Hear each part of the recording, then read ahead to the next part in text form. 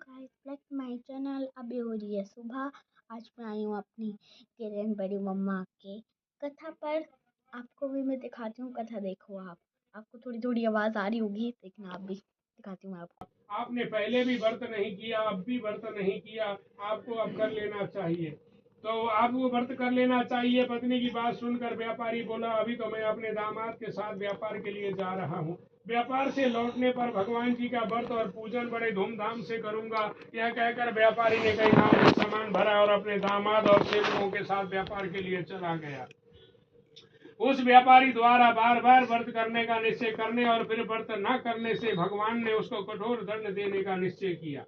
व्यापारी उधर अपने दामाद के साथ रत्नासागपुर नगर में गया। वहां पर जाकर राजा चंद्रकेतु से अनुमति लेकर व्यापार करने लगे। उनका व्यापार बहुत बढ़िया चल रहा था, लेकिन भगवान ने उसको कठोर दंड देने के लिए भगवान ने चोर का रूप धारण किया और महल से चोरी करके भाग रहे थे। सैनिक उनका पीछा कर रहे थे। भागते हुए चोरों ने सैनिकों से चोरी धन मिल गया। तब सैनिक व्यापारी और उसके दामाद को ही चोर समझकर बंदी बनाकर राजा के पास ले गए और बोले कि हे महाराज, हम ये दो चोर पकड़ कर लाए हैं, इन्हें देखकर आज्ञा दे दें। राजा ने बिना उनके बात सुने उन्हें कठिन कारावास में डाल दिया गया। उनका सारा धन भी छीन लिया गया। भगवान सत्यनारायण जी के प्रकोप से उधर लीलावती और कलावती पर भी मुसीबतों का पहाड़ टूट पड़ा। उनके घर में चोरी हो गई। चोर सारा धन चुरा कर ले गए। घर में खाने पीने के लिए भी कुछ नहीं बचाया। दोनों माँ बेटी भूखी प्यासी होकर रहने लगी। तो 5वें दिन कलावती घर से निकली, पड़ोसी के घर में गई। वहां पर उसने दिन भर काम किया। रात को भोजन ग्रहण करके जब आई तो माता ने डांटते हुए कहा कि हे बेटी, तू अब तक कहाँ रही और तेरे मन में क्या है? कलावती बोली कि हे माता, आप भूख बर्दाश्त कर लेती हो, मुझसे भूख बर्दाश्त नहीं होती, इसीलिए मैं पड़ोसी के घर में गई थी। वहां पर मैंने दिन भर काम किया और अभी भोजन ग्रहण करके आई हूँ।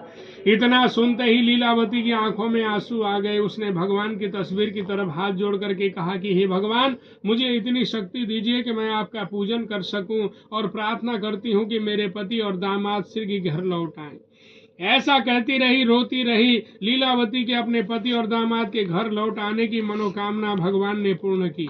भगवान ने उधर राजा चंद्रकेतु को रात के सपने में दर्शन देकर कहा कि हे राजन, व्यापारी और उसका दामाद बिल्कुल निर्दोष है। सुबह उठते ही दोनों को छोड़ देना।